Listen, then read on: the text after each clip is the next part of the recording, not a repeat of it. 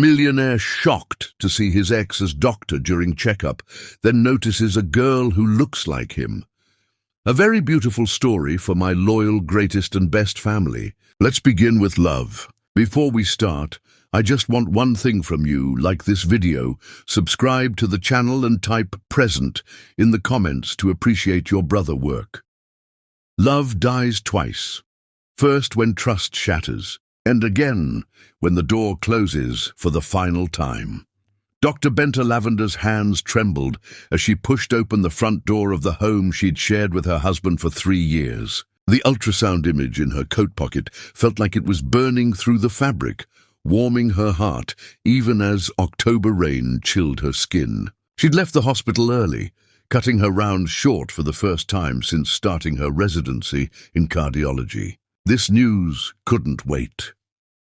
The house sat dark except for a single lamp in the living room. Strange. John usually lit up every room when he was home, said it made the place feel less empty when she worked late shifts. Her smile faded as she heard voices, his and another she knew too well. "You have to do this tonight, Johnny. Tonight, before she manipulates you further." Judith Cooper, John's mother. The woman who'd made Benta's life a careful balancing act between love and tolerance. Benta's wet shoes squeaked on the hardwood as she entered the living room. John sat on the couch, his face buried in his hands. Judith stood behind him like a sentinel, her expression twisted into something that might have been concern on anyone else but looked like victory on her. "John." Benta's voice came out smaller than she intended. "What's happening?" He looked up and Benta's world tilted. Those eyes, the warm brown eyes that had promised her forever on their wedding day, looked at her like she was a stranger. Worse, like she was something rotten he'd discovered in his home. "Don't play innocent." His voice was flat, dead. "I know everything." "Know what?" Benta moved toward him, but Judith stepped between them. "Don't touch him. You've done enough damage." "Judith, what are you—" "Mom, please." John stood and Benta noticed the papers on the coffee table. Legal documents. Her heart began to race, that medical training kicking in even as her personal world crumbled. Elevated pulse, shallow breathing, fight or flight response activating. "John, talk to me. Whatever this is." "I saw the photos, Benta." He picked up a manila envelope from the side table, threw it at her feet. Pictures spilled out. Her outside the hospital. Her at a coffee shop. Her standing close to Dr. Raymond Wells, her attending physician and mentor. Normal, innocent moments twisted by angles and timing to look like something else entirely. "That's Raymond, my supervisor. John, these are nothing." His laugh was bitter, broken. "You're having an affair with him. My mother hired someone, got proof. Don't stand there and lie to my face." Benta's mind reeled. She picked up one photo, her and Raymond outside the hospital cafeteria. She remembered that day. He told her she was doing excellent work, that her dedication to patients reminded him why he became a doctor.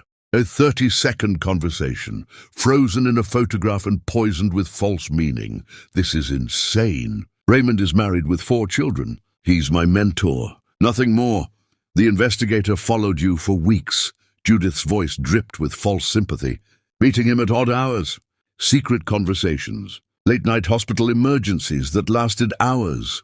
"I'm a resident. I work insane hours." "Those weren't secret meetings. They were my job." "Benta," John's voice cracked. "Stop lying. Just stop. I want you gone."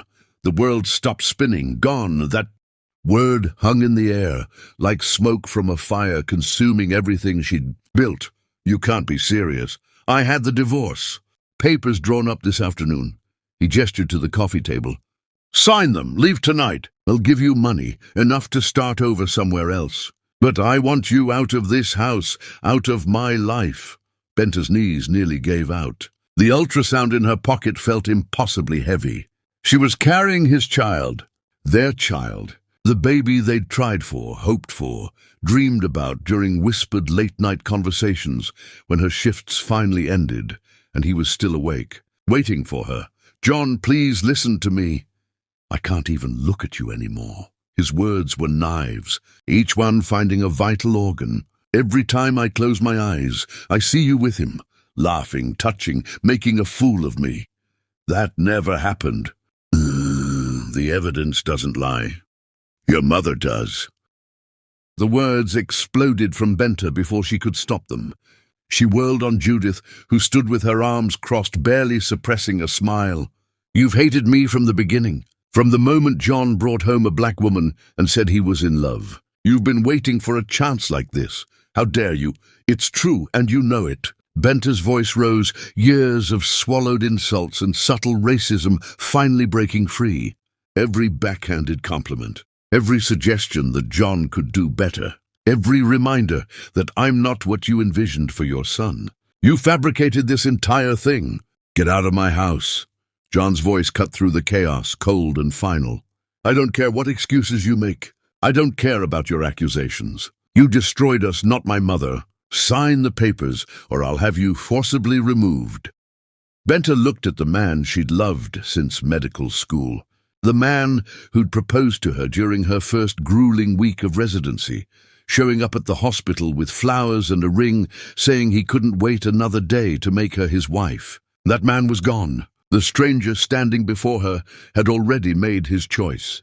Her hand moved to her pocket, fingers brushing the ultrasound image. Tell him about the baby. Tell him he's going to be a father. But something stopped her. Maybe it was the disgust in his eyes. Maybe it was Judith's triumphant expression. Maybe it was the realization that if he could believe this lie, if he could choose his mother's poison over his wife's truth, he didn't deserve to know. This baby deserved better than a father who would throw away family based on manufactured evidence and suspicion. Fine. Her voice came out steady, stronger than she felt. Give me the papers. She sat down, picked up the pen with hands that had sutured wounds and restarted hearts, and signed away her marriage. Each signature felt like a betrayal of everything they'd promised each other. But what choice did she have? He'd already left her. This was just paperwork. I'll be gone by morning. She stood, dropping the pen on the table. But John, he wouldn't look at her. When you realize the truth, and you will realize it someday, don't come looking for me. Some broken things can't be fixed. She walked toward the stairs, toward the bedroom they'd shared, toward the life she needed to pack up and leave behind. But John's voice stopped her. Benta. She turned, hope flickering despite everything. Maybe he'd seen through his mother's lies. Maybe. Leave your key on the counter. That hope died. She went upstairs, threw clothes into a suitcase with shaking hands. Crying would come later. Right now, she needed to survive. She needed to protect the tiny life growing inside her that John would never know existed. Hours later, after Judith had finally left, after the house fell silent, Benta came back downstairs. She'd packed her essentials, left behind everything else. Pictures, wedding gifts, the life they'd built, all of it felt poisoned now.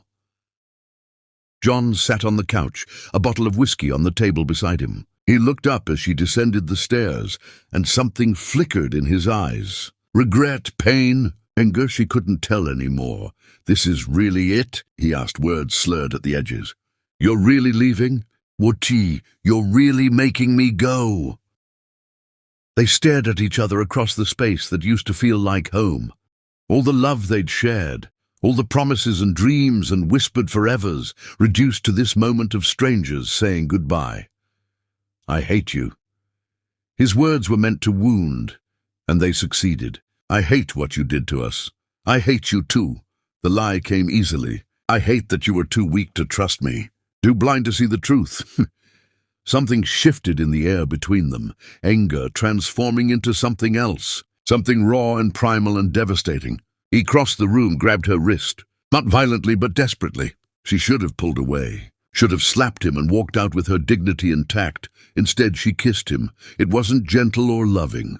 It was fury and heartbreak and goodbye all tangled together. His hands were rough, hers were rougher. They crashed into walls, knocked over furniture, tore at clothes with the same hands that used to touch with tenderness. This wasn't making love. This was war, fought on familiar territory with weapons they'd sworn never to use against each other. Afterward, they lay on the floor of the living room, not touching, breathing hard. The silence was worse than the fighting. Leave, His voice was empty now. "Please just leave." Benta stood, gathered her scattered clothes, dressed with as much dignity as she could salvage. She picked up her suitcase at the door, placed her key on the counter with a click that sounded like a cell door closing. She walked out into the rain, climbed into her car, and drove away from the only home she'd known since leaving her family behind to be with him. At a red light, 3 blocks away, she pulled out the ultrasound image. A tiny flutter of cells that would become a person. A daughter, she somehow knew. A little girl who would never know her father because he'd chosen hatred over trust, lies over love. Benta pressed the image to her chest and whispered to the child he'd never meet, "Your father chose his mother's lies over our truth. He'll never know you existed, and that's his loss, not ours." The light turned green. She drove forward into an uncertain future, leaving John Cooper behind in the darkness where he belonged. What neither of them knew, what neither could have guessed in that moment of absolute ending, was that their story wasn't over. It was only beginning. Chapter 2. Parallel Lives. The emergency room buzzed with Friday night chaos when Carnation Cooper Lavender first drew breath. Benta had delivered alone, her only companion a kind nurse named Patricia, who held her hand through contractions that felt like her body was being torn apart. No family in the waiting room, no proud father pacing nervously, just Benta and her determination to survive this too. "She's beautiful," Patricia whispered, placing the tiny bundle against Benta's chest. "Look at those eyes. Copper-brown eyes, exactly like her father's, stared up at Benta with unfocused wonder. The baby had his chin too, his nose, his thick black hair. Carnation was John Cooper written in infant form, and Benta's heart broke and mended simultaneously. "Hello, my flower," Benta whispered, tears streaming down her face. "It's just you and me now. But I promise you, that's going to be enough." 8 years carved their marks on both mother and daughter. Benta rose from exhausted resident to respected cardiologist, specializing in interventional procedures that other doctors called impossible. Her colleagues knew her as Dr. Lavender, brilliant, cold, unreachable. Her patients knew her as the doctor who actually listened, who saw them as people rather than cases. The contradiction suited her fine. Walls kept the world at a safe distance. Carnation grew like a wildflower, beautiful and resilient. She inherited her mother's stubborn streak and her father's analytical mind, a dangerous combination that led to questions Benta wasn't always ready to answer. "Why don't I look like you, Mama?" Carnation asked one morning, studying their reflections in the bathroom mirror. She was 6 then, old enough to notice that her lighter skin and copper eyes didn't match Benta's rich, dark complexion and near-black eyes. Benta had prepared for this question, rehearsed the answer during sleepless nights. "You look like someone I once loved very much, someone who couldn't stay. Did he die?" "In a way, yes. The man I loved died, and someone else took his place." Carnation accepted this with the simple trust of childhood. But Benta saw the wheels turning in that clever mind, storing questions for later. Their apartment was small but warm, 2 bedrooms in a building where neighbors became family. Mrs. Okoye downstairs watched Carnation when Benta pulled emergency shifts. The college student next door, Nathan, helped with homework in exchange for Benta's home-cooked meals. They built a life from fragments, and it was good. Not perfect, but good. Benta kept her maiden name for Carnation's birth certificate, used her mother's address in another state for registration, left no trail that could lead John Cooper back to them. She'd buried herself so thoroughly that finding them would require resources and determination she doubted he possessed. She was wrong about the resources. Across the city, in a penthouse that felt more like a mausoleum than a home, John Cooper stared at his reflection and barely recognized himself. Wealth had come easily after the divorce. Investments that multiplied, opportunities that materialized, success that meant nothing without someone to share it with. His bank account grew while his soul shrank. He hadn't remarried, hadn't even seriously dated. Every woman he met felt like a poor copy of the one he'd destroyed. His mother had lived another 2 years after the divorce, years he'd spent trying to be the good son she'd always demanded. But something had broken between them that night. He'd seen her smile as Benta signed those papers, a satisfaction that seemed excessive even for a protective mother. The seed of doubt planted itself deep. When Judith Cooper died of a stroke, John found himself at her bedside in the hospital. She'd already been gone for minutes when he arrived. But the nurses told him she'd been agitated at the end, trying to say something important. Going through her papers afterward, settling her affairs, he found the file. Hidden in her home office, tucked behind photo albums, the investigator's real report. Not the fabricated evidence she'd shown him, but the truth. No evidence of infidelial activity. Dr. Lavender maintains strictly professional relationships with all colleagues, including Dr. Raymond Wells. Subject appears devoted to husband, despite mother-in-law's assertions. Recommend closing investigation as no wrongdoing found. Below that, a receipt. Payment for a second photographer, one who specialized in creative documentation for legal purposes. A nice way of saying he staged photos for money. John's hands shook so violently the papers scattered across his mother's desk. She'd paid someone to fake evidence. She'd manufactured the entire affair from whole cloth. She'd destroyed his marriage with lies, and he'd been too blind, too eager to believe the worst, to question her. The following months blurred together. Private investigators searched for Benta but found nothing. She'd disappeared completely, changed her information, left no digital footprint. John stopped eating properly, stopped sleeping through the night. His friends grew concerned. His business partners suggested therapy. He couldn't tell them the truth, that he'd destroyed the only real thing in his life because he'd been too weak to trust his own wife over his mother's poison. He kept Benta's wedding ring in his pocket, a constant reminder of his failure. Sometimes he took it out during meetings, turned it over in his fingers, wondered if she ever thought about him. Probably not. Probably she'd moved on, found someone worthy of her, built the life he'd denied her. The thought of Benta with another man made him physically ill, but he had no right to those feelings. He'd given up that right when he handed her divorce papers and watched her walk away into the rain. What John didn't know, what he couldn't know, was that Benta thought about him every single day, not with longing, but with anger that had calcified into something harder over time. Every time Carnation asked about her father, every time those copper eyes looked up at her with John's expressions, Benta remembered. And remembering kept her strong, kept her walls high, kept her from ever being vulnerable again. "Mama, can I ask you something?" Carnation was 7 now, sitting at their kitchen table doing homework while Benta prepared dinner. "Always, Flower. Why do I have 2 last names?" Benta paused mid-chop. "Cooper Lavender, one from each of your parents. But you only use Lavender now. I changed mine back after the divorce." "What's divorce?" There it was. The question Benta had dreaded and anticipated in equal measure. She sat down across from her daughter, wiping her hands on a towel. "It's when 2 people who were married decide they can't be married anymore. They stop being a family. Did my father want to stop being a family with us?" "He didn't know about you, baby." "I left before I could tell him." "Why?" "How do you explain betrayal to a child? How do you describe the moment when love turns to ash in your mouth? Because sometimes people show you who they really are and you have to believe them.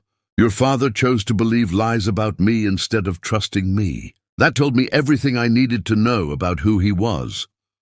Carnation processed this with her usual seriousness. "What if he changed?" People don't change that much, Carnation. But caterpillars become butterflies. You told me that's called metamorphosis." Benta couldn't help but smile, despite the ache in her chest. "You're too smart for your own good. I got it from somewhere." Carnation grinned, then grew serious again. "Do you think he ever wonders about you?" "Every day," Benta thought. If there's any justice in the world, he wonders every single day what he threw away. I don't know, Flower. And honestly, I don't care anymore. We have each other, and that's what matters. It was a lie, but a necessary one. Benta cared. She cared enough that it still hurt, which made her angrier at herself than at John. She should have moved past this by now. Should have built a new life where he was just a footnote, a mistake from her past. Instead, he haunted every corner of her present. That night, after Carnation fell asleep, Benta stood in her bedroom and pulled out the box she kept hidden in her closet. Inside, the ultrasound from that awful night, her wedding ring, a single photo of her and John from their honeymoon. She'd kept them not out of sentiment but as evidence, proof that she'd once been foolish enough to believe in forever. She studied John's face in the photograph. He looked young, happy, unburdened. The man who'd thrown her out of their home was a different person, twisted by his mother's manipulation and his own weakness. "I hope you're miserable," she whispered to the photo. "I hope you wake up every day and remember what you did. I hope it eats you alive." But even as she said it, part of her wondered if he even thought about her anymore. Maybe he'd moved on easily, found someone else, built a new family with a woman his mother would have approved of. Maybe their marriage meant so little that forgetting her had been simple. That thought hurt worse than the betrayal itself. Benta put the box away, climbed into bed, and stared at the ceiling until sleep finally claimed her. In her dreams, she was back in that living room, signing divorce papers while her heart shattered. But this time, when she stood to leave, she turned back and told him about the baby. In her dreams, he believed her, begged her to stay, chose her over his mother. She always woke up angry at herself for even dreaming of that possibility. Across the city, John lay awake in his empty penthouse, staring at Benta's wedding ring in his palm. He'd worn a groove in the gold from constant handling, a physical reminder of his failure. Tomorrow, he had an appointment at Memorial Hospital for the chest pains that had been plaguing him for months. Stress-related, probably. Karma, definitely. His doctor had referred him to a cardiologist for a full workup, someone supposedly brilliant with complex cases. He didn't know the doctor's name. Didn't care. Nothing mattered anymore except the hope that maybe, somehow, someday, he'd find Benta and have the chance to beg for her forgiveness. What he didn't know was that tomorrow would bring him face to face with everything he'd lost. And standing beside her would be the daughter he never knew existed. A little girl with his eyes and his mother's name on her birth certificate. A daily reminder to Benta of the man who chose wrong. "Please," John whispered to the darkness, to God, to whoever might be listening. "Let me find her. Let me make this right." But some prayers go unanswered. Some mistakes can't be fixed with words. And some reunions, when they finally come, bring more pain than healing. John would learn all of this the next day, when he walked into Dr. Lavender's office and saw the ghost of his past standing in the present, more beautiful and unreachable than ever. Chapter 3. The Collision. Memorial Hospital smelled like antiseptic and false hope. John sat in the cardiology waiting room, his knee bouncing with nervous energy that had nothing to do with his medical condition. The chest pains had become frequent enough that his primary physician insisted on this specialist consultation. John suspected stress was crushing him from the inside out, fitting, since guilt had been doing the same thing for 8 years. "Mr. Cooper?" A nurse appeared with a clipboard. "Dr. Lavender will see you now." John followed her down a hallway lined with paintings of hearts, anatomical, abstract, symbolic. They stopped at a door with a nameplate that read, "Dr. B. Lavender, Interventional Cardiology." Something about that initial nagged at his brain, but he couldn't place why. "Just through here. The doctor will be with you in a moment." The office was sparse but personal. Medical journals stacked neatly on a desk, a few framed certifications on the wall, and a child's drawing taped beside the computer monitor. A stick figure woman in a white coat holding hands with a smaller stick figure, both smiling under a purple sun. The smaller figure had written, "My mama is a hero," in careful letters across the top. John smiled despite himself. Dr. Lavender was apparently a mother. He wondered if she was married, if she had the family life that should have been his and Benta's. The door opened behind him. "Mr. Cooper, I apologize for the wait. I was just finishing with another patient." John turned around, and the world stopped spinning. Benta. She stood frozen in the doorway, a patient file clutched in her hands. 8 years had transformed her from beautiful to devastating. Her hair was shorter now, cut in a professional style that framed her face. She wore minimal makeup but didn't need it. She'd always had that effortless elegance that made other women jealous. The white coat sat perfectly on her shoulders, a stethoscope draped around her neck like jewelry, but it was her eyes that destroyed him. Those deep, dark eyes that used to look at him with love now stared at him with something far worse than hatred, recognition, memory, and absolute, Arctic coldness. Benta.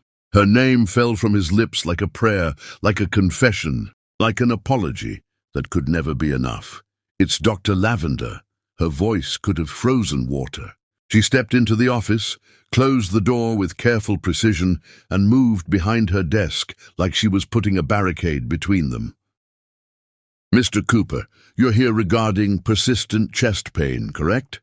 "I can't believe, after all this time, your symptoms, Mr. Cooper." She clicked her pen, opened his file, became the picture of professional detachment. "Please describe them in detail." "Benta, we need to talk. We need to do nothing except address your medical condition." She looked up, and he flinched at the ice in her gaze. "I'm your physician today. Either you tell me about your chest pain, or I'll refer you to one of my colleagues. Choose quickly. I have other patients waiting." John sank into the patient chair, his mind reeling. Benta was a cardiologist, Dr. B. Lavender. She'd finished her training, built a career, become the doctor she'd always dreamed of being. Without him, despite him, because of him. "The pain started about 6 months ago," he managed, his voice hoarse. "Sharp pressure, usually when I'm stressed. Sometimes it radiates down my left arm." The door burst open. "Mama, I finished all my homework and Mrs. Chen says I can have cookies if you say it's okay. And, oh..." A little girl stood in the doorway, backpack hanging off one shoulder, braids bouncing with sudden stillness. She stared at John with eyes that punched the breath from his lungs, copper-brown eyes, his eyes, looking at him from a face that was Benta's bone structure softened by youth, his coloring lightened by her melanin, a perfect combination of both of them that screamed the truth louder than words ever could. "Carnation!" Benta's voice cracked for the first time since he'd entered. "I told you to wait in the staff lounge. I know, but I got bored," and the girl, Carnation, stared at John with open curiosity. "Who's that?" Time crystallized into that single moment. John couldn't breathe, couldn't think, couldn't do anything except stare at this child who had his chin and his nose and his expressions. She was maybe 7 or 8, which meant that last night. That horrible, angry, passionate last night before Benta left. "Carnation, go back to Mrs. Chen right now." Benta stood, her professional mask cracking at the edges. "We'll talk about this later." "But Mama..." "Now, Carnation." The girl's face fell, but she nodded and backed out of the office, casting one more curious glance at John before closing the door. The silence she left behind was suffocating. John's hands shook so badly he had to grip the arms of the chair to keep them still. "How old is she?" "That's none of your concern. Benta, Dr. Lavender. How old is she?" Benta sat back down with rigid precision, her face a mask of ice over volcanic fury. "Your medical history indicates no previous cardiac events. Are there any family history factors I should be aware of?" "So answer my question." "This is a professional medical consultation, Mr. Cooper. Either we continue with that, or you leave my office." John leaned forward, searching her face for any crack in the armor. "That little girl has my eyes, my face. She's mine, isn't she?" "She's ours." The pen in Benta's hand snapped. Ink bled across the file like a wound opening. She stared at it for a long moment, then raised her eyes to meet his. The rage there could have melted steel. "You have some nerve." Her voice was quiet, deadly. "You throw me out of our home, accuse me of adultery, destroy our marriage with your mother's lies, and now you think you can walk into my office and claim my daughter." "No, our daughter. My daughter." Benta slammed her hand on the desk and John flinched. "You gave up any rights to her the night you handed me divorce papers and looked at me like I was garbage. You don't get to see her for 5 minutes and suddenly decide you're a father. I didn't know you were pregnant because you didn't want to know. You wanted me gone, remember? Out of your house, out of your life. Well, congratulations, John. You succeeded. And I built a beautiful life without you. Benta, please stop saying my name like you have the right to it." She stood, began pacing behind her desk like a caged predator. "You know what the worst part is? I was going to tell you that night. I came home early from the hospital, had the ultrasound in my pocket, was ready to surprise you with the news that we were finally going to be parents. And instead, I found you with your mother and those fake photographs, ready to throw me away like I meant nothing. I know. You know nothing." Her laugh was sharp, broken. "You have no idea what it was like. Being pregnant and alone, working residency shifts while growing a human, delivering her by myself because you'd decided I was a liar and a cheat, raising her every single day while you, what? Got rich, found someone new, forgot I existed." "I never forgot," John's voice cracked. "Not for 1 day, not for 1 hour. Oh, how noble!" Sarcasm dripped from every word. "You remembered the wife you destroyed. Should I be grateful? My mother confessed before she died. The investigation was fake, the photos were staged. I've been searching for you ever since, trying to find you, trying to apologize. Apologize?" Benta moved around the desk now, stopped a few feet from him. Close enough that he could see the flecks of amber in her dark eyes, close enough to remember how she used to look at him before he ruined everything.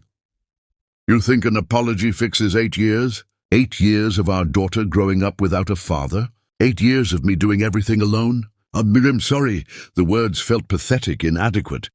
"Benta, I'm so sorry. I was wrong, I was stupid, You were exactly what your mother raised you to be, weak, easily manipulated, quick to believe the worst." She crossed her arms. "And you know what? I'm glad, because Carnation deserved better than a father who would throw his family away on circumstantial evidence. Let me meet her, please. Let me know my daughter." "No." The word was final, absolute. "You're not her father, John. You're a stranger who happens to share her DNA. I'm her parent. I've been both parents since before she was born. You don't get to walk into our lives and pretend you have rights here. I have legal rights. Try it." Her smile was dangerous. "Take me to court. Explain to a judge how you divorced your pregnant wife, never bothered to check if she might be carrying your child, and then vanished for 8 years. I have documentation, medical records, proof that I tried to reach out after she was born and you'd changed your number. Let's see how that plays out for you." It was a lie. She'd never tried to reach him, but John didn't know that. The bluff worked. He sagged back in his chair, defeated. "I've spent 8 years looking for you," he said quietly. 8 years trying to make this right. Some things can't be made right. They're just broken forever." Benta moved back behind her desk, the professional mask sliding back into place. "Now, Mr. Cooper, I'm referring you to Dr. Phillips down the hall for your cardiac consultation. I can't treat you in good conscience given our personal history." "Benta, this consultation is over." She picked up her phone, dialed an extension. "Yes, this is Dr. Lavender. I need a patient transfer to Dr. Phillips, stat. Personal conflict of interest." She hung up. "Someone will escort you out." John stood on shaking legs. This couldn't be it. He'd found her, found their daughter, and she was sending him away like he was nothing. Like he meant nothing. "I'm not giving up." The words came from somewhere deep, some place that refused to accept defeat. "I lost you once because I was blind. I'm not losing you again. You already lost us, John. 8 years ago. You just didn't know it until now. The door opened. A nurse appeared to escort him out. John moved toward the exit, but turned back one last time. Benta stood framed by the window, sunlight making her seem almost ethereal, untouchable. I loved you, he said. I never stopped. Love isn't enough when trust is gone. She turned away from him, dismissing him as completely as he'd once dismissed her. Goodbye, Mr. Cooper. I hope Dr. Phillips can help with your heart condition. But I'm not a miracle worker. Some broken hearts can't be healed. The door closed between them with a soft click that sounded like a cell door locking. John stood in the hallway, his mind spinning. He had a daughter, Carnation. She was beautiful and bright and everything he'd ever wanted. And she had no idea who he was. Somewhere in this building, his little girl was doing homework, eating cookies, living a life that didn't include him, had never included him, might never include him, but he'd seen her, looked into eyes that were mirror images of his own. That changed everything. He couldn't walk away now, even if Benta wanted him to, even if he deserved to be shut out of their lives forever. He found his way back to the waiting room, sank into a chair, and tried to process the earthquake that had just destroyed and rebuilt his world simultaneously. A child. He had a child. A daughter who looked at him like he was a stranger, because that's exactly what he was. His phone buzzed. A text from an unknown number. Stay away from us. I mean it. Don't make me get a restraining order. John stared at the message, then at the door that led back to the cardiology wing. Behind it somewhere was Benta and Carnation, his former wife and the daughter he'd never met. His family, or what should have been his family if he hadn't been too stupid and broken to deserve them. He typed back, I can't. I'm sorry. I can't walk away this time. The reply came seconds later. Then you'll regret it. I promise you that. I've learned how to fight, John, and I'll fight you with everything I have to protect her from disappointment. John closed his eyes, letting the reality sink in. Benta hated him. She had every right to, but she'd also given him the greatest gift he'd never known he had, a daughter. And that daughter had his eyes, which meant part of him lived in her, whether Benta wanted it to or not. He stood up, walked to the hospital exit, and stepped out into autumn sunshine that felt too bright for the darkness churning in his chest. Somewhere behind him, in a doctor's office decorated with a child's drawing, Benta Lavender stood with her hand pressed to her mouth, tears finally streaming down her face. Seeing John again had ripped open every wound she'd thought had scarred over. And watching him see Carnation, watching the realization hit him, had been both satisfying and devastating. He knew now. The secret she'd carried for 8 years was out, and she had no idea what came next, except that it would be painful. Everything with John had always been painful. Mama. Carnation's voice at the door made Benta wipe her eyes quickly. Yes, Flower? Daisy's... That man. Why did he stare at me like that? Benta knelt down, pulled her daughter into a tight hug, breathed in the scent of her shampoo and innocence. Some people see ghosts in other people's faces. What does that mean? It means you remind him of someone he used to know. Oh! Carnation pulled back, studied her mother's face with those two knowing eyes. Were you crying? No, baby, just tired. It was a long day. Can we get pizza for dinner? Anything you want. As Carnation ran ahead toward the exit, Benta followed slowly, her mind already spinning with contingency plans.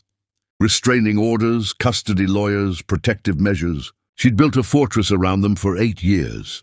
She wouldn't let John Cooper tear down those walls just because he'd suddenly developed a conscience. But deep down, in a place she refused to acknowledge, a traitorous part of her wondered, what if he had changed? What if his remorse was real? Then she remembered his face when he'd accused her of adultery, his voice when he'd told her to leave, his choice to believe lies over love. No, people didn't change that fundamentally, and even if they did, it was too late. The damage was permanent. John Cooper could spend the rest of his life regretting what he'd done. That was the only justice Benta needed. Chapter 4. The Reckoning Begins. John sat in his car across from Memorial Hospital for 3 hours, watching the staff entrance like a man possessed. Every rational thought had evaporated the moment he'd looked into his daughter's eyes. Carnation. Even her name was beautiful, unusual and perfect. He did the math. 8 years ago. That last night. He vomited in the bushes. When Benta finally emerged, with Carnation's small hand clasped in hers, John felt something crack open inside him. They walked to an older sedan, climbed in, and drove through progressively less affluent neighborhoods. He followed at a distance, careful but desperate. They pulled into an apartment complex that had seen better decades. Through a window, John could see shadows moving, Benta and Carnation going about their evening routine. His daughter was growing up in modest circumstances, while he'd been living in a penthouse that felt like a tomb. Guilt crashed over him in waves. If he'd just trusted Benta, if he'd just questioned his mother's evidence, if he'd been less of a coward, they could have had everything. He spent the night in his car, watching their apartment like a guardian angel who'd arrived too late. When morning came, he watched Carnation emerge in a school uniform, backpack bouncing, as she skipped alongside Benta. She was so animated, so full of life. His daughter was growing up happy despite his absence, which should have been comforting, but somehow made everything worse. The next day, John returned to the hospital and intercepted Benta before she reached her car. "We need to talk." Benta spun around, recognition turning to fury in seconds. "Are you following me? Please, just 5 minutes." "No." She pulled out her phone. "I told you to stay away. I will call the police right now if you don't leave. I just want to understand. Please, Benta, help me understand how this happened." "How it happened?" Her laugh was bitter. "You want a biology lesson? When two people who hate each other have one last hate-filled encounter, sometimes consequences occur. Is that clear enough? I mean, why didn't you tell me?" "Tell you?" She stepped closer, jabbing a finger at his chest. "Tell the man who just called me a lying cheat? Tell the husband who threw me out at his mother's demand? Tell the person who looked at me with such disgust that I wanted to die? Why exactly should I have told you anything?" "Oh, because it was my child too." "No." The word cracked like a whip. "She was a cluster of cells when you ended us. She became a child when I went through hell alone to bring her into this world. You didn't earn anything except the right to be forgotten. I would have stayed if I'd known, stayed out of obligation." Benta's eyes blazed. "Stayed while resenting us both? No, thank you. Carnation deserved better than a father who stayed out of guilt. My mother confessed before she died. She paid someone to stage those photos. There was never any affair. I've been searching for you ever since." "Oh, how noble," she clapped mockingly. "You figured out you destroyed an innocent woman and thought an apology would fix it." "I rebuilt my entire life from nothing, John, nothing. I was pregnant, divorced, and alone. Do you know how many apartments wouldn't rent to me because I was a single mother? How many people assumed I was some tragic statistic? Dade." Tears streamed down her face now, years of suppressed pain finally erupting. "Do you know what the worst part was?" Her voice cracked. "I loved you so much that even after everything, I still hoped you'd realize your mistake. I was pathetic enough to hope for that for months, while my belly grew with your child. I tried to find you. Not hard enough. If you'd really wanted to find me, you would have. And you know why I succeeded? Because you didn't actually try that hard. Because some part of you was relieved I was gone. The accusation hit home because it was partially true. Only later, when the truth emerged, had genuine regret set in. You're right, he admitted quietly. I didn't try hard enough at first. But after my mother confessed, I spent every resource I had trying to find you. I didn't want to be found. Benta wiped her face roughly. Better to let her think you were just gone than to risk you disappointing her the way you disappointed me. Let me prove I've changed. No. She pulled her car keys from her pocket. She's happy, well-adjusted, loved. I won't let you disrupt that because you need to assuage your conscience. She got in her car and drove away, leaving John standing in the parking lot with the weight of 8 years crushing down on him. His phone buzzed. An email from the private investigator he'd hired years ago. The subject line read, "You might want to see this." Inside was a link to Carnation's school website, a class photo. His daughter smiling at the camera, missing a front tooth, eyes full of joy. Below the link, a message. "Found this while doing unrelated research. Thought you'd want to know. Hawthorne Elementary." John stared at the photo. He knew where she went to school. He shouldn't use that information. Shouldn't go anywhere near her school. But instead, he saved the email and put Hawthorne Elementary's address into his GPS. Some mistakes compound themselves. Some bad decisions lead to worse ones. And sometimes, a man who's already lost everything convinces himself he has nothing left to lose. Chapter 5. The Siege. Carnation noticed the crying man first. She was 7 years old and observant. The man appeared outside her school for 3 days, standing across the street beneath the oak tree, watching but never approaching. She had a nice face when he wasn't crying. "Mama, there's a man who watches us," she mentioned casually while they walked to the car after school. Benta's entire body went rigid. "What man, Flower?" "The one under the tree. See? He's there again." Benta turned, and even from across the street, John felt her fury like a physical blow. She grabbed Carnation's hand and dragged her to their car. "Stay away from us," she shouted, loud enough that other parents turned to stare. "I will call the police." John just stood there, soaking in every second he could see his daughter. Carnation peered at him through the car window, her face pressed to the glass with curiosity. He lifted his hand in a small wave. She waved back before Benta noticed and pulled her away from the window. That night, John's phone buzzed with a message from an unknown number. "If you show up at her school again, I'm getting a restraining order.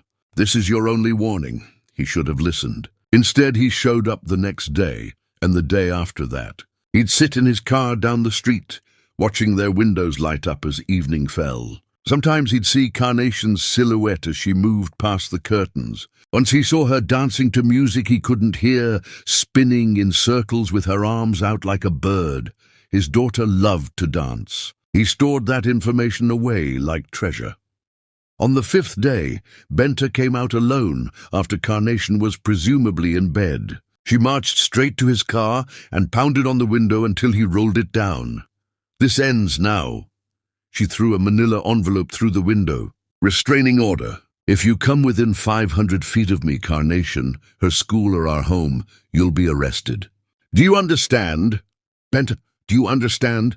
He picked up the envelope. "Official legal documents. Temporary restraining order pending a hearing. I just want to see her." "You don't have that right." Benta's voice shook with exhaustion. "You show up everywhere like some kind of ghost. Carnation asked me tonight if you were dangerous. My 7-year-old daughter is worried about the strange man stalking us." Guilt stabbed through him. "I didn't mean to scare her, but you did, because you're thinking about yourself, not about her. What happens when the novelty wears off, John? When being a father is hard? Will you stick around then, or will you bail?" She was right. He knew she was right.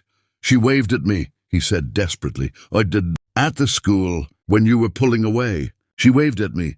Benta's face crumpled for just a second. "Did I say do? But so children wave at strangers. It doesn't mean anything. She has my eyes, Benta. She's mine. She's mine." Benta's control shattered. "I carried her, I birthed her, I raised her." "You're just DNA, John. Being there makes you a father. And you weren't there." "Because I didn't know." "Because you didn't want to know." She stepped closer, her voice dropping to something dangerous. "You looked at me like I was nothing. Like 3 years of marriage meant nothing. I walked away and promised myself my baby would never know what it felt like to be unwanted. I would have wanted her. You didn't want me. Why would you want a child you thought was conceived through adultery?" She wiped her face roughly. "I saved us from that hell, John. I saved Carnation from growing up in a house filled with suspicion and resentment." She turned and walked away. And this time John didn't follow. That night, John hired a lawyer specializing in family law. The lawyer listened to his story with increasing concern. "Mr. Cooper, I'll be blunt. You have almost no case. You abandoned your daughter. Dr. Lavender has documentation proving she's been the sole provider and caregiver. Any judge would side with her. What if I fight anyway? Then you'll spend tens of thousands on legal fees, traumatize your daughter, and ultimately lose." John left the office feeling hollowed out. Every path forward was blocked. That afternoon, he violated the restraining order again. He stood in the parking lot exit of Memorial Hospital, forcing Benta's car to stop. "I hired a lawyer.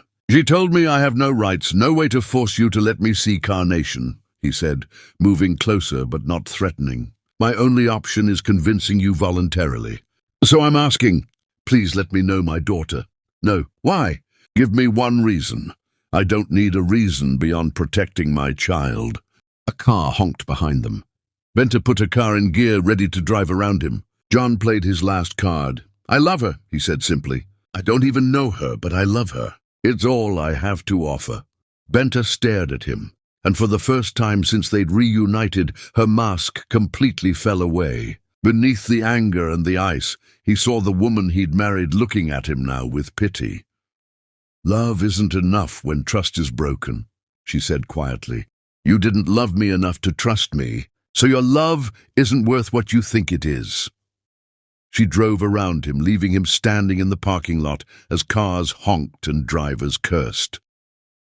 That night, John made a decision. He couldn't force his way into their lives. All he could do was prove, through consistent action over time, that he'd changed. So he set up a trust fund in Carnation's name, money she could access at 18, whether he was in her life or not. He wrote a letter explaining everything and gave it to his lawyer with instructions to deliver it to Benta only if something happened to him. And then he did the hardest thing he'd ever done. He stayed away. No more stalking, no more following. He respected the restraining order completely, painfully, with every fiber of his being screaming to break it. But he didn't disappear entirely. Every week, he sent a single rose to Benta's office at the hospital. No note, no demands, just a rose. The first rose she threw in the trash. So did the second, third, and fourth. But the fifth one she put in a vase on her desk. Not because she'd forgiven him, just because the flower was beautiful. And sometimes, when her shift ended, she'd glance at the oak tree across from Carnation's school where John used to stand. He wasn't there anymore. The spot was empty, exactly as she'd demanded. She told herself she was relieved. But late at night, when Carnation was asleep and the apartment was quiet, Benta would look at the rose on her desk and wonder if some broken things deserved a chance to heal. Chapter 6. The Daughter's Eyes. Carnation was too smart for her own good. Benta had known this since her daughter was 3 and started asking questions that most children wouldn't think of for years. It was John's analytical mind, combined with Benta's stubborn refusal to accept simple answers, a dangerous combination wrapped in a 7-year-old package. Which was why, when Carnation's teacher, Mrs. Holloway, called requesting a parent conference, Benta's stomach dropped. "Is she in trouble?" Benta asked, squeezing the phone between her shoulder and ear while reviewing patient charts. "Not exactly, but we need to discuss a recent assignment." Mrs. Holloway's tone was careful. "Can you come by after school today?" 3 hours later, Benta sat in a child-sized chair across from Mrs. Holloway's desk, feeling like she was the one in trouble. The teacher slid a piece of paper across the desk, an essay titled "The Mystery of My Missing Father," written in Carnation's neat handwriting. Benta's blood ran cold as she read, "Everyone in my class has a father except me. Some fathers live with them, some live far away, but everyone knows who their father is, except me. My mama says my father wasn't strong enough to stay, but I don't think that's the whole truth. Adults always give half-truths when they think kids can't handle real answers. I've been noticing things. There was a man who used to watch us outside my school. He stopped coming after Mama yelled at him, but I remember his face. He had eyes like mine, the exact same color, like pennies in the sun. Nobody else has eyes like mine except him. I asked Mama why we have two last names, and she said one from each parent. Cooper Lavender. So my father's name is probably Cooper. I googled Cooper with our city and found lots of people, but one had eyes like mine in his photo. John Cooper. He looks sad in pictures. I think the man watching us was my father. I think Mama is protecting me from something, but I don't know what. Maybe he did something bad. Maybe he hurt her. But if he's sorry now, shouldn't that matter? Mama always tells me everyone deserves a chance to apologize and change. I want to know who my father is. I want to know if he thinks about me. I want to know if I got my eyes from him or if it's just a coincidence. I want to know why he left and if he misses me. Mrs. Holloway says this is an exploratory narrative assignment where we practice asking questions. My question is, does knowing the truth always make things better? Or are some truths better left alone? Benta's hands trembled as she set down the paper. Her brilliant, observant daughter had pieced together the mystery Benta had tried so hard to hide. She's very bright, Mrs. Holloway said gently, and clearly processing some complex emotions. I thought you should know before she starts researching further on her own. Thank you, Benta's voice came out hollow. I'll talk to her. That afternoon, after picking Carnation up from school, Benta suggested they get ice cream, their usual ritual for difficult conversations. Carnation ordered chocolate with sprinkles and waited patiently while Benta struggled to find words. Your teacher showed me your essay, Benta finally said. Carnation licked her cone thoughtfully. Are you mad? No, What was she? Angry that John's appearance had disrupted their peace. Said that Carnation was asking questions Benta wasn't ready to answer. Terrified that she was losing control of the narrative she'd carefully built. I'm concerned. That's a lot of detective work you did. I learned from watching you with patience. You always say observation is the first step to diagnosis. Carnation's smile was proud. Was I right? Is that man my father? There was no point lying now. Carnation would just research more, ask more questions, eventually find answers on her own that might be worse than the truth. Yes, Benta admitted. That man was John Cooper. Your biological father. Carnation absorbed this with surprising calm. Why did you tell me he left? Because he did leave, just not the way you're thinking. Benta set down her own untouched ice cream. We need to have a very grown-up conversation, Flower. Are you ready for that? I'm always ready for truth, Mama. You taught me that. So Benta told her.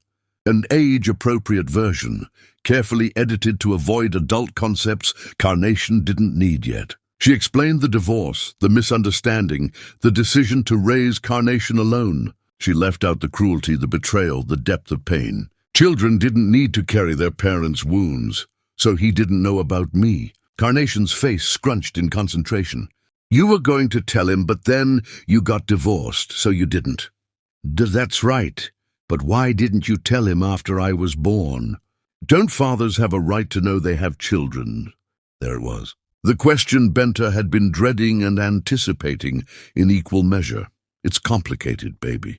Your father had just hurt me very badly. I didn't think he deserved to know about you. But what about what I deserved? Carnation's voice was small but pointed. Didn't I deserve to know my father? The words hit like a physical blow. In all her justifications, all her reasons for keeping John away, Benta had convinced herself she was protecting Carnation. But her daughter was right. She'd made a unilateral decision that affected Carnation's entire life. You're right, Benta said quietly. I made that choice for you when maybe I shouldn't have. I thought I was protecting you from disappointment. From a father who might let you down the way he let me down. What if he wouldn't have let me down? What if he's changed? Carnation leaned forward. People can change, right? You tell your patients that all the time. That hearts can heal. That people can recover from damage. Physical hearts are different from emotional ones, Flower. But the principle is the same. Carnation's intelligence shone through her young face. Broken things can be fixed if you give them the right treatment and time. Benta wanted to argue, wanted to explain that some breaks were too severe, some damage too extensive. But looking at her daughter's hopeful face, she couldn't crush that optimism. Carnation still believed in second chances because she'd never been betrayed deeply enough to lose that faith. "What do you want, Carnation? Really want?" "I want to meet him." The answer came without hesitation. "Just once. Just to see if my eyes really came from him and if he's as sad as he looked." "He was watching us because he found out about you recently. Before that, he didn't know you existed. So he wants to know me too. Very much. Maybe too much." Benta sighed. "He's been overeager following us. That's why I had to make him stop. He was following us because he wanted to see me." Carnation's face lit up in a way that made Benta's heart ache. "That means he cares! Or it means he feels guilty." "Guilt is just love that feels bad about itself," Carnation said, with the casual wisdom of childhood. "If he didn't love me, he wouldn't feel guilty, right?" Benta had no answer for that. Her daughter had somehow articulated in one sentence what Benta had been trying to deny for weeks, that John's desperation came from a genuine place. "Even if his methods were wrong, I'm scared," Benta admitted. "Scared he'll disappoint you. Scared he'll decide being a father is too hard and leave again. Scared you'll get hurt the way I did. But what if he doesn't?" Carnation reached across the table and took her mother's hand, with a maturity far beyond her years. "What if he's really sorry and really changed? Don't I deserve to find out? What if he hasn't changed? What if letting him into our lives brings nothing but pain? Then we'll deal with it together, like we deal with everything." Carnation squeezed her hand.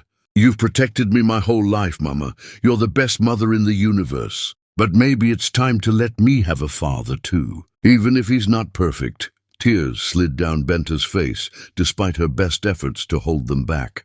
Her daughter was braver than she was, more willing to risk hurt for the possibility of something good.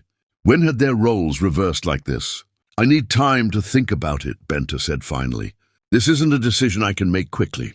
There are legal things to consider, boundaries to set, rules to establish. I won't just let a stranger into our lives without protection. He's not a stranger. He's my father. Biology doesn't automatically make him safe, Carnation, but curiosity makes me want to try." Carnation tilted her head. Do you still love him, Mama?" The question caught Benta completely off guard. "What? No, of course not." "Then why do you still get so mad when you talk about him?" "My teacher says we only get really angry at people we once really loved. Out of the mouths of babes." Carnation had identified the central truth Benta had been avoiding, that her fury toward John was proportional to how deeply she'd once loved him. Indifference would have been healthier. Rage meant the wound was still open. "I used to love him very much," Benta admitted. "But that love died when he chose not to trust me. Can dead things come back to life? Not in real life, Flower. What about in metaphors?"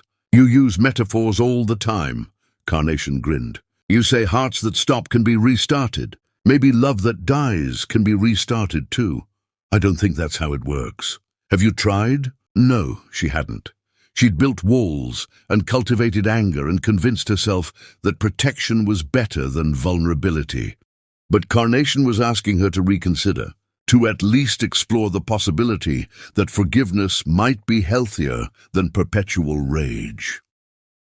"I'll think about it," Benta said, "about letting him meet you under strict supervision. But I'm not promising anything about me and him. That part is dead and buried, Flower. Even if I let him be your father, he'll never be my husband again. That's okay. One parent is better than none." Carnation's smile was pure sunshine. "Thank you, Mama, for considering it. For being brave enough to maybe give him a chance." "You're the brave one," Benta corrected. "I'm just the one who's terrified." They finished their ice cream in comfortable silence, but Benta's mind raced. Could she really do this? Let John Cooper back into their lives after everything he'd done? Risk Carnation's emotional well-being on the hope that he'd changed? The alternative was watching her daughter grow up with questions that would eventually turn to resentment, wondering if her mother had kept her from a father who might have loved her. That was its own kind of damage, just slower and more insidious. That night, after Carnation went to bed, Benta found herself staring at the most recent rose John had sent. She'd been throwing them away again after that brief moment of weakness. But her secretary had rescued this one from the trash and put it on her desk anyway. He's persistent. I'll give him that, her secretary had said. Romantic too. Most men give up after the first rejection. But John wasn't giving up. He was respecting her boundaries while still making his presence known. Still hoping. Still waiting. That took a different kind of strength than the stalking had shown. Benta pulled out her phone and stared at the blocked contact she'd labeled simply him. Her finger hovered over the unblock button. One tap and she could send him a message. Start a conversation that might lead to supervised visits. Give Carnation what she wanted, but what did Benta want? That was the question she'd been avoiding. Did she want John back in her life for Carnation's sake? Or was there a part of her, buried deep beneath the anger and pain, that wanted him back for her own sake too? The thought terrified her more than anything else. She put the phone down without unblocking him. Tomorrow, maybe, or next week, or never. The decision felt too big, too permanent, too fraught with possibilities both beautiful and devastating. In his penthouse across town, John stared at his phone, willing it to ring. Willing Benta to reach out, to give him even the smallest opening. He'd kept his promise. No stalking, no violations, no desperation. Just weekly roses and infinite patience. It was killing him slowly. But if patience was what Benta needed, he'd give her that. He'd give her anything if it meant even the slightest possibility of knowing his daughter.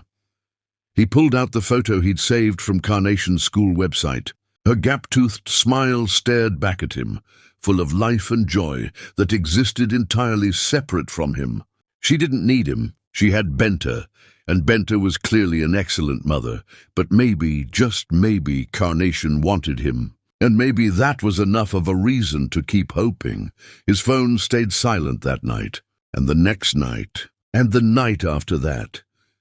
But 2 weeks later, just when John had started to lose the last shreds of hope, his phone buzzed with a message from an unknown number.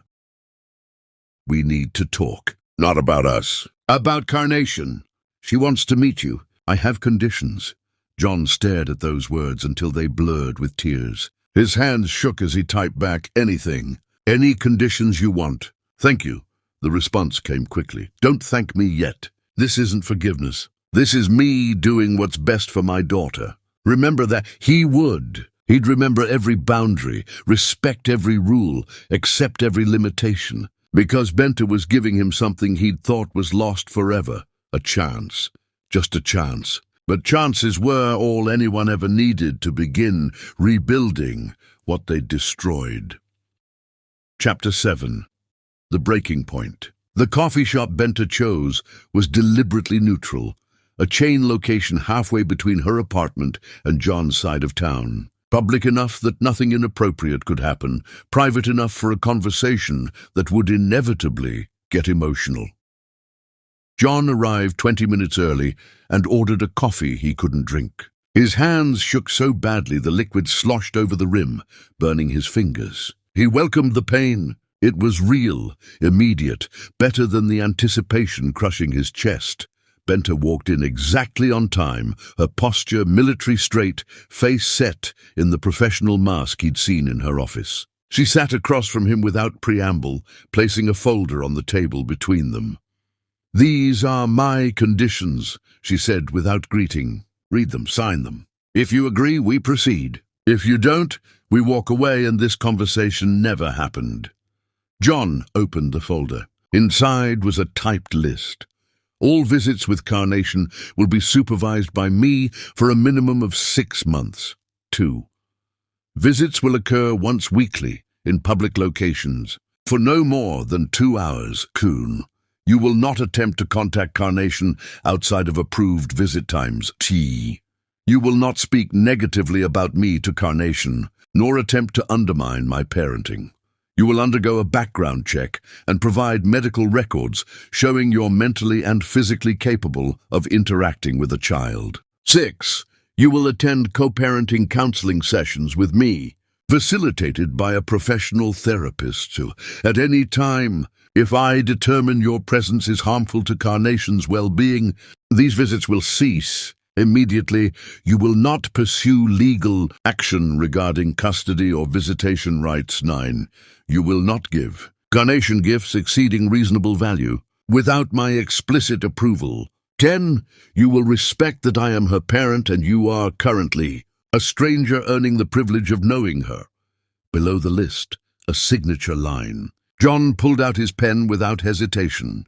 You don't want to think about it? Benta asked, surprise flickering across her carefully neutral expression. I'd agree to worse terms if it meant seeing her. He signed with a hand that was steadier now that he had a tangible goal. When can I meet her? Not so fast. Benta took the signed document, slipped it back into the folder. There's something else, something you need to understand before we do this. Anything. Carnation asked to meet you. She's curious, and she's at an age where that curiosity will only grow if I deny it. But that doesn't mean she needs you, John. She has a full life. Friends, activities, a mother who would die for her. You're not filling a void because there is no void. You're an addition, not a necessity. Remember that. The words stung, but they were fair. I understand. Do you? Because from where I'm sitting, you've been acting like a man who lost his family. But we were never your family, John. I was a wife you discarded, and Carnation is a child who existed just fine without you. Her voice remained clinical, but her eyes betrayed deeper emotion. Don't come into her life thinking you're rescuing her or completing her. She's already complete. I know. And he did, painfully. I'm not trying to fill holes in her life. I'm trying to fill the hole in mine. At least you're honest about that. Benta leaned back. Here's what happens next. You get your background check done within the week. Once it clears, you'll meet with Dr. Patricia Reeves, the family therapist I've selected. She'll do an evaluation, determine if you're stable enough for this arrangement. And if she says I'm not, then this conversation ends here. No room for negotiation in her tone. I won't risk Carnation's psychological well-being to assuage your guilt. It's not just guilt. The words came out raw, honest in a way John hadn't been with anyone in years. Benta, when I saw her, when I looked into those eyes that are my eyes, something broke open in me. Or maybe something that was already broken finally started to feel real pain instead of numbness. I've been walking around dead for 8 years. She brought me back to life. That's a lot of pressure to put on a 7-year-old child. I know. I'll never tell her that. I'll never make her responsible for fixing me. He met Benta's gaze directly. But I need you to understand that this isn't about my ego, or my guilt, or my need to feel like a good person. This is about a daughter I didn't know I could love until I saw her. And now I can't imagine not knowing her. Benta's mask slipped for just a moment, revealing something that might have been understanding or pity. John couldn't tell which and wasn't sure it mattered. The first meeting will be at a park, she said. All business again. Neutral territory. You'll have 1 hour. I'll be present the entire time. If Carnation seems uncomfortable or asks to leave, we leave immediately. Understood? And then understood. And John? She gathered her folder, prepared to leave. Don't break her heart. Because if you do, there's no coming back from that. Not with me and not with her. She may be curious now, but children learn quickly when adults can't be trusted. If you're not ready to be consistent, reliable, and present, tell me now, before we take this step. I'm ready. He'd never been more certain of anything. I'll do whatever it takes to be the father she deserves. She deserves someone who shows up, Benta said quietly. Not someone who promises the moon and delivers disappointment. Can you be that person? Could he? John searched himself honestly. He'd failed Benta catastrophically, had let his mother manipulate him, had chosen comfort over truth, had thrown away something precious because it required work to defend. But that man felt like a stranger now. 8 years of regret had burned away everything weak and left only the essential truth. He wanted to be better, needed to be better, for Carnation, if not for himself. I can be that person, he said. I will be. Benta studied him for a long moment, looking for cracks in his certainty. Whatever she saw must have satisfied her, because she nodded once, sharply. Background check by Friday. Dr. Reeves will contact you for an appointment. If everything clears, we'll schedule the first meeting for 2 weeks from Saturday. Bring nothing except yourself. No gifts, no grand gestures. Just show up. She left without another word, leaving John sitting alone with cold coffee and a future that suddenly held possibility instead of just regret. He spent the next week in a whirlwind of preparation. Background checks submitted immediately. Consultation scheduled with Dr. Reeves. He even cleaned out his penthouse, making space for the possibility that someday, maybe, Carnation might visit. Child-proofing a space that had never held children felt surreal and hopeful in equal measure. But 3 days before his appointment with Dr. Reeves, John woke up with chest pain that took his breath away. Not the usual stress-related tightness he'd been ignoring for months. This was sharp, radiating, accompanied by nausea that sent him to the bathroom floor. He managed to call for an ambulance before the world went grey. When he woke in the emergency room, a cardiologist was standing over him with a grim expression. Not Benta, some other doctor whose name John didn't catch through the haze of pain medication. "You're lucky you called when you did," the doctor said. "Significant blockage in your left anterior descending artery. We're going to need to schedule an angioplasty, possibly stenting, depending on what we find. You'll be admitted overnight for monitoring. I have an appointment Friday. You'll be here Friday. This is serious, Mr. Cooper. Your heart is trying to tell you something. I suggest you listen." The irony wasn't lost on John. He'd spent 8 years nursing a broken heart metaphorically, and now the literal organ was failing too, as if his body had finally decided to match his emotional state. He texted Benta from his hospital bed. "In Memorial Hospital. Heart problems. May need to postpone meeting with Dr. Reeves. I'm sorry." The response came an hour later. "What happened?" "Blockage. They're doing procedure tomorrow." "I'm okay." A lie. He felt like death warmed over. "What room?" He told her, not expecting anything, but 20 minutes later, Benta appeared in his doorway, still in her white coat. She must have been working in the same hospital. The universe had a sick sense of humor. "You look terrible," she said without preamble. "You look beautiful." The words came out before he could stop them, honest and unfiltered through the pain medication fog. Benta's expression didn't soften, but she stepped into the room, checking his monitors with professional efficiency. "Your vitals are stable. Who's your attending?" "Dr. Morrison, I think." "Everything's kind of blurry." She pulled out her phone, made a call. "David, it's Benta Lavender!" "You have a patient, John Cooper." "Yes, that one. What's the plan?" She listened, nodded, frowned. "And the prognosis?" "Right, okay. Keep me updated." She hung up, looked at John with something that might have been concern beneath the professional detachment. "You have significant coronary artery disease. Years of stress, poor self-care, and genetic predisposition. You're 40 years old, and your heart looks like it belongs to someone 20 years older. Will I be okay for the meeting with Carnation?" "Is that seriously your first question?" But there was something almost like respect in her voice. "You're not thinking about yourself at all, are you?" There's nothing left to think about except her. John tried to sit up, but the chest pain made him gasp. Benta was at his side instantly, adjusting his position, checking his IV. "Stop moving. You just had a cardiac event." Her hands were gentle despite her sharp tone. "And to answer your question, if the angioplasty goes well, you'll be cleared for light activity in a week or 2. Meeting with Carnation would probably be fine. But you need to take this seriously, John. Stress is literally killing you." "I know what's killing me." He looked at her directly. "It's guilt. It's regret. It's 8 years of knowing I destroyed the only real thing I ever had." "Stop!" Benta stepped back, arms crossed defensively.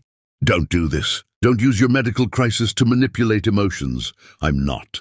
I'm just telling you the truth." His voice was weak but steady. "My heart started failing the day I failed you. It's taken this long for my body to catch up to what my soul already knew. That's not how cardiology works. but it's how the heart works." He managed a weak smile. "You're the expert on pumps and valves. I'm the expert on how it feels when the thing keeping you alive decides it's tired of the job." Benta stared at him, and for the first time since their reunion, John saw her mask completely crack. Tears welled in her eyes, though she blinked them back furiously. "You don't get to do this," she whispered. "You don't get to be sick and vulnerable and make me feel things I've spent 8 years trying to kill." "I'm not trying to make you feel anything. I'm just—" He gestured helplessly at the monitors, the IV, the hospital room that had become an unwanted confessional. "I'm just a man whose heart is broken in more ways than one, talking to the woman who could fix both if she wanted to. I can't fix what you did to us. I know. But maybe you could fix this." He pointed to his chest, where his literal heart struggled to keep rhythm. "Be my cardiologist, Benta. You're the best. Everyone says so. If anyone can keep this broken thing beating long enough for me to meet my daughter, it's you. That's not appropriate. Since when do you care about appropriate? You became a doctor while raising a child alone. You built a career while carrying the weight of everything I put on you.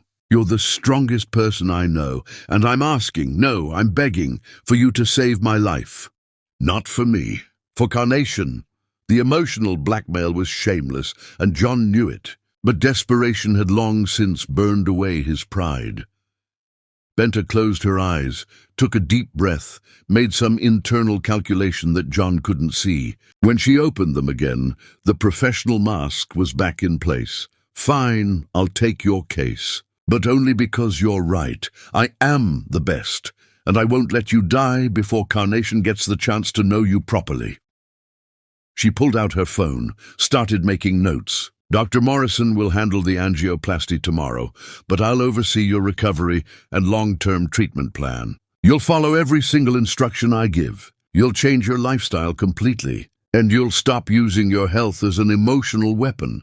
"I wasn't—" "Yes, you were." Her look could have cut steel.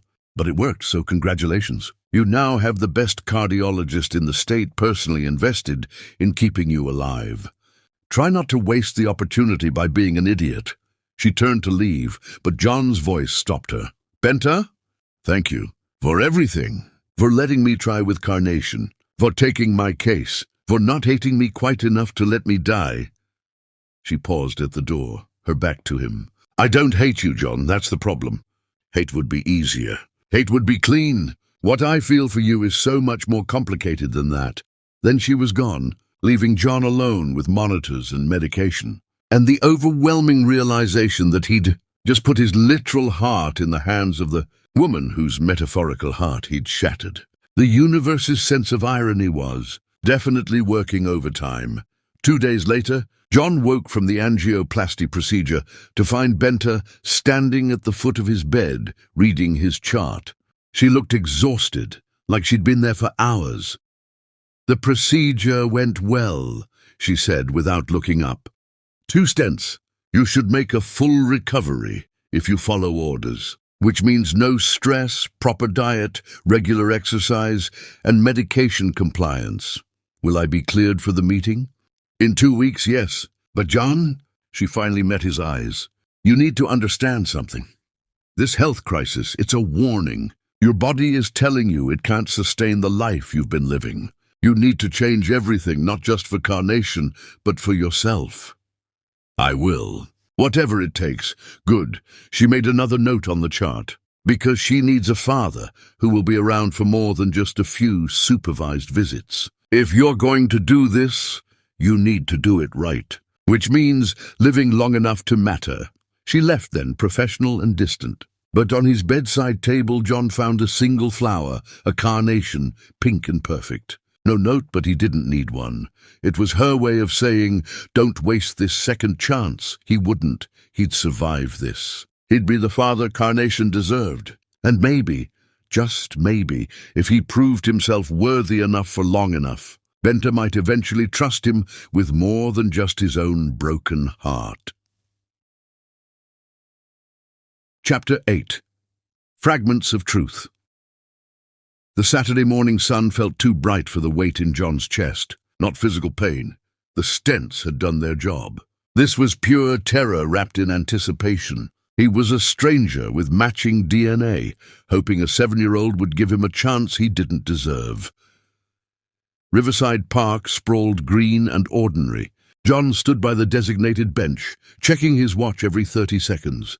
9:45. He'd arrived at 9.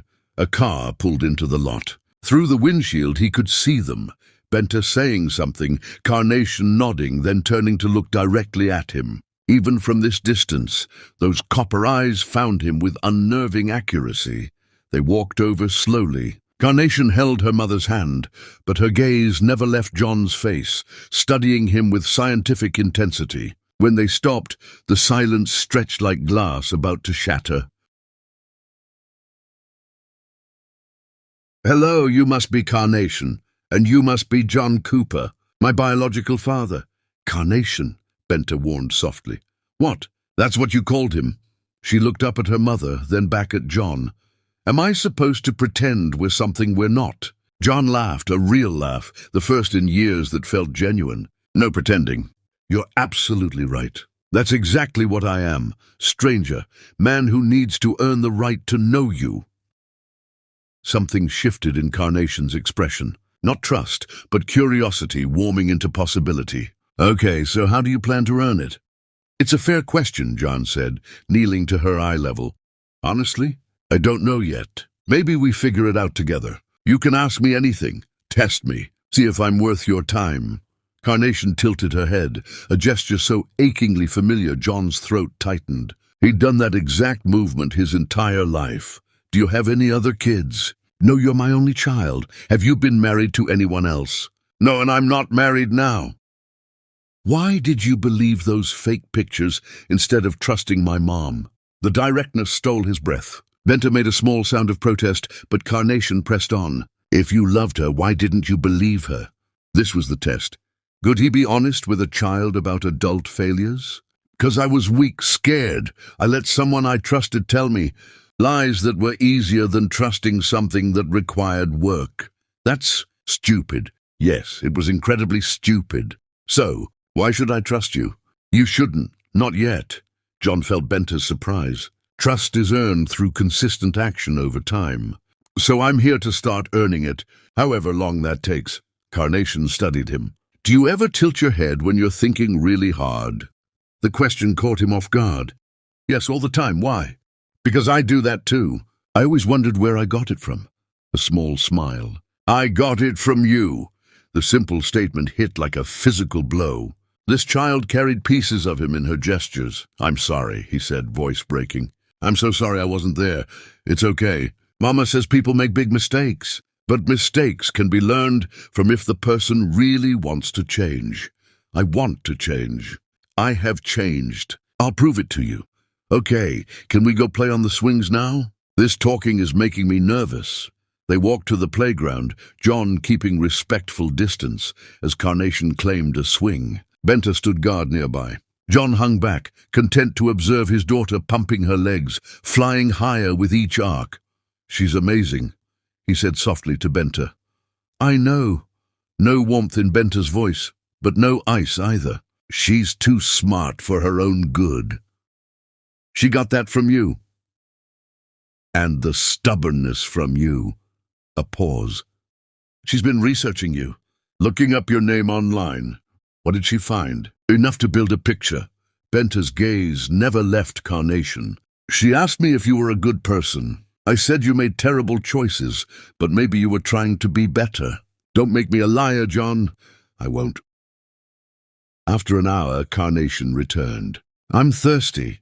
John bought apple juice from the snack cart. They sat on the bench together, Carnation in the middle, parents on either side like bookends. "Can I ask you something else?" Carnation sipped thoughtfully. "Always. Do you think about me when we're not together?" The question was so vulnerable, so clearly the heart of what she really wanted to know. Every minute of every day. "Whether you're happy, what makes you laugh, what scares you. I think about all the moments I missed and all the ones I hope I'll get to see. Mama cries sometimes at night. She thinks I'm asleep, but I hear her. Is she crying about you?" Benta stiffened. Carnation, that's private. If she's still crying about you after all this time, that means she still cares. Maybe there's hope for fixing what got broken? Some things can't be fixed, Flower, Benta said gently, but you fix broken hearts for a living. If you can fix other people's hearts, why can't you fix your own? Neither adult had an answer. John watched Benta struggle with emotions she didn't want to show. Time's up, Benta announced, standing abruptly. We need to get home. Next Saturday, same time, same place?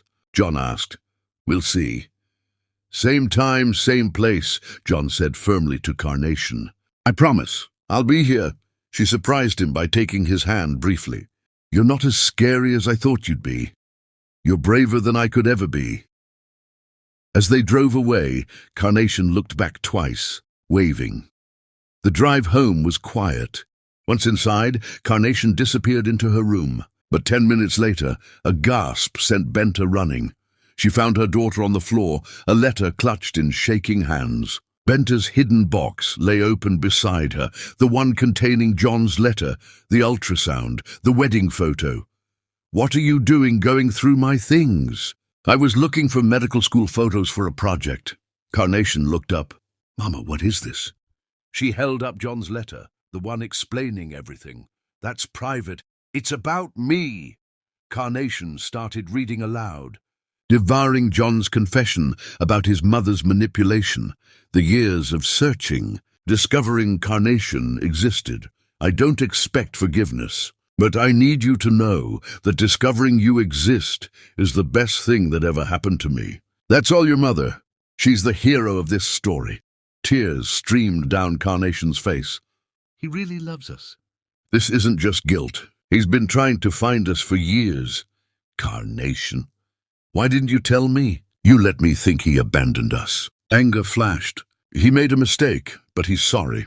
And you kept me from knowing that because you're too hurt to forgive him. I was protecting you. From what? From having a father who wants to know me. Carnation's voice cracked. You tell your patients that hearts can heal. Why doesn't that apply to us? Benta had no answer. Her daughter had identified the central hypocrisy. She believed in second chances for everyone, except the person who'd hurt her most. He hurt me, Flower. Badly. I know, but people can change. You taught me that? Carnation wiped her face. Don't I deserve a chance to have a father?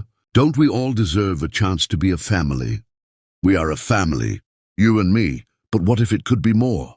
Carnation's question was devastating. What if broken could become whole again? Benta's phone buzzed. A text from John.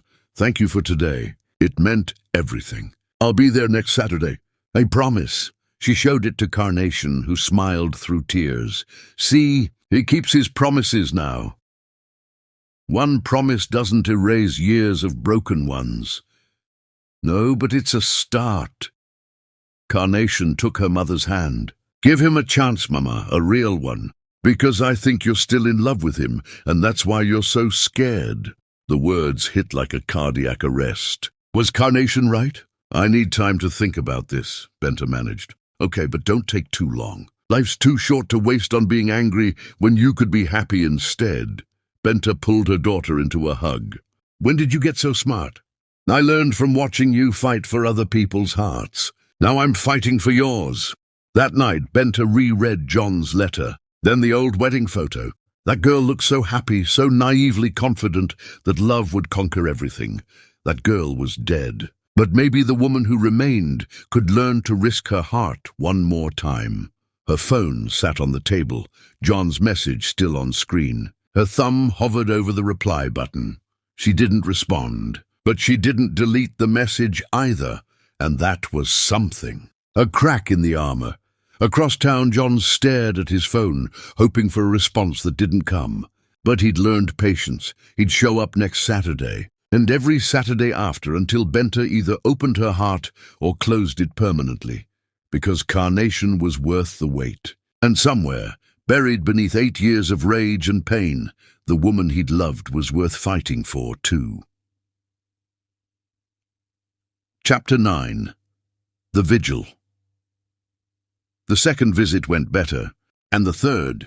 By the fourth Saturday, Carnation ran to John the moment she saw him, chattering about her week. Benta watched from her protective distance, walls still high, but showing more cracks. John learned his daughter through these careful encounters. She loved dinosaurs but hated spiders, could recite the periodic table but struggled with spelling, wanted to be a veterinarian because animals don't lie or hurt each other on purpose like humans do. That last one hurt. "Tell me about when you and Mama first met," Carnation requested during their fifth visit, swinging between them as they walked. Benta had finally agreed to walk together instead of hovering, progress, however small. "We met in medical school," Benta answered before John could. "Lab partners. Love at first sight?"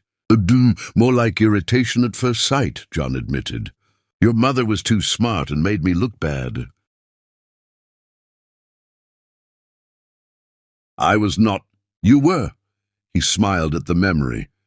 "You corrected the professor on the third day. I thought you were showing off. I was right, though. You were always right. That's what irritated me. But somewhere between anatomy and graduation, irritation became respect, became friendship, became love." "When did you know you wanted to marry her?" John glanced at Benta, saw the walls come back up. But he answered honestly. "The first time I saw her with a patient. There was this elderly man terrified of his heart surgery. Your mother sat with him for an hour after her shift ended, just talking. She had all this knowledge and skill, but what made her special was how much she cared." "That's still true," Carnation said proudly. "She's still my hero, even if I'm not hers anymore." Benta looked away, but not before John saw tears forming. The visits continued. 6 weeks, 7, 8, John showed up early every time, never missed once. He learned Carnation's quirks and fears and dreams, learned how to make her laugh with terrible dad jokes, learned that she was brave and brilliant and better than he deserved. And slowly he learned Benta again too, how she still took her coffee black with too much sugar, how she rubbed her left temple when stressed. All the small intimacies came flooding back, and with them the devastating realization that he'd never stopped loving her. "Mama's birthday is next week," Carnation mentioned during their 9th visit. "I'm making her a card, but I'm not good at drawing." "No gifts," Benta interrupted sharply. "We agreed, but that night John drew anyway. Not a card, just a picture. Benta and Carnation together, surrounded by anatomically correct hearts, with chambers and valves labeled. He gave it to Carnation the following Saturday, before Benta arrived. "For your mother. From both of us. If you want to include it with your card, you can." Carnation studied it. "The left ventricle is perfect. That's the chamber that pumps blood to the whole body, right?" "Right, the strongest part of the heart. Like your mother." "Thank you." "She'll pretend not to like it, but she will." When Benta arrived, John noticed her eyes were red. Exhaustion, not crying. She'd pulled a double shift. "Are you okay?" "Fine, just tired. Long week. Maybe we should reschedule." "No!" Carnation and John said simultaneously. Carnation amended. "It's okay, Mama. You can rest on the bench. You don't have to supervise every second." John's proven he's safe. The use of his first name sent warmth through John's chest. "I trust him," Carnation said simply. "Don't you?" It was a test. Benta looked at John, really looked at him, seeing past anger to the man who'd shown up consistently for 9 weeks. "Fine," she said quietly. 1 hour. Stay where I can see you." They played while Benta watched from the bench. Carnation talked about her science project on heart transplants. "I'm going to talk about how broken hearts can get replaced with healthy ones. But I'm also going to talk about how the body sometimes rejects the new heart, because it doesn't recognize it as belonging." The metaphor wasn't lost on John. What happens when the body rejects the heart? Doctors give medicine to help the body accept what's trying to save it. They fight the rejection until the body realizes the new heart isn't an enemy. She looked at him significantly. "Sometimes you have to force systems to work together even when they don't want to." "That's very wise." Before he could say more, a sound from the bench made them turn. Benta had slumped over, her head in her hands. "Mama!" Carnation ran over. Mama, what's wrong? Just dizzy. I'm okay. But she wasn't. Pale skin, shallow breathing, trembling hands. When did you last eat? John asked. This morning. Maybe yesterday. She tried to stand and nearly fell. John caught her, and for the first time in 8 years, Benta let him touch her without pulling away. You need food and rest. Now. John got orange juice and a protein bar, while Carnation fussed maternally. Benta drank and ate, color returning. Thank you, she said after finishing. Both of you. We're a team, Carnation announced. Mama John and me. Carnation, I know you're not together, but that doesn't mean we're not a team. The moment stretched, loaded with possibilities. I should get you home, John said. You need rest. I'll drive you both. He expected an argument. Got silence instead. Benta was too exhausted to fight. The drive was quiet. When they arrived, John helped Benta to the door. Let him help Mama, Carnation pleaded. Just this once. John walked them inside. The apartment was small but warmly decorated. Photos everywhere of Carnation growing up. All the moments he'd missed. He got Benta settled on the couch while Carnation ran for pillows and blankets. Together they created a nest around her. I'm okay, really. Just overdid it this week. You overdo it every week, Carnation accused. You need help. Partner help. She looked meaningfully between them. Carnation. 2 parents are better than one, especially when one parent forgets to eat and passes out in parks. I didn't pass out. You almost did, and John caught you, just like partners are supposed to do. Her logic was airtight. Maybe instead of pretending we're not a family, we could just be a family. John's heart stopped. The suggestion hung in the air, impossible and tempting. It's not that simple, Flower, Benta said gently. Why not? You trust him with me now. You still love him, even though you pretend you don't. Carnation's bluntness was devastating. Everyone can see it except you. Carnation, that's enough. But Carnation pressed on, tears forming. I just want us to be happy. All of us, together. Is that so wrong? John knelt beside her. It's not wrong at all, but your mother and I have a lot of history to work through. But it can be fixed with time and effort, right? That's what you tell patients, Mama. Hearts aren't relationships. They're exactly the same. Carnation was crying now. You fixed John's broken heart with surgery. Why can't you fix your broken heart with him? The room fell silent except for Carnation's sobs. Benta pulled her close. I should go, John said quietly. No! Carnation pulled away. Please don't go. Can we just sit here together? Like a normal family? Just for a little while? How could he say no? So they sat. Carnation fell asleep within minutes. Benta's eyes drifted closed soon after. John sat vigil, studying Benta's sleeping face. She was still beautiful. Still everything he'd ever wanted and thrown away. An hour passed. 2. Benta stirred, opened her eyes. You stayed, she whispered. She asked me to. You could have left. I couldn't. Not when she looked at me like leaving would break her heart. He paused. I've broken enough hearts in this family. Benta's eyes glistened. John, I love you. The words escaped before he could stop them. I never stopped. I know I don't have the right to say that, but I need you to know it's true. I'm not asking for anything. I just needed to say it once, because it's the truest thing I know. Tears slid down Benta's cheeks. You can't just say things like that. I don't expect anything. I just wanted you to know that when I look at you, I see the only woman I've ever loved. Whether you forgive me or not, that won't change. She opened her mouth to respond, but movement outside caught John's attention. A man staggering past, then collapsing on the sidewalk. Someone just went down outside, John said, already moving. Call 911. Benta was up instantly. She grabbed her phone while John ran for the door. But the stress, the sudden movement, and his still healing heart proved dangerous. 3 steps from the door, John's chest exploded in pain. The world tilted, his vision grayed. He heard Benta scream his name, felt his knees hit the floor, and then nothing but Carnation crying, Daddy! As darkness claimed him, the word echoed in his fading consciousness. Daddy. It was worth dying for, that word, but he really hoped he wouldn't. Chapter 10. Carnation's Choice. John woke to monitors beeping, antiseptic smell, familiar hospital sounds. His chest ached, but differently, like something repaired rather than broken further. You're awake. Benter sat beside his bed in doctor mode, chart in hand, eyes red-rimmed. Welcome back. How long? 18 hours. Emergency stent for another blockage. You could have died on our living room floor. The memory flooded back. The man outside, his chest seizing, and Carnation's voice, Daddy. Where's Carnation? At school. I didn't want her sitting here all day worrying. Benter set down the chart. She was the one who called 911. She saved your life, John. She called me Daddy.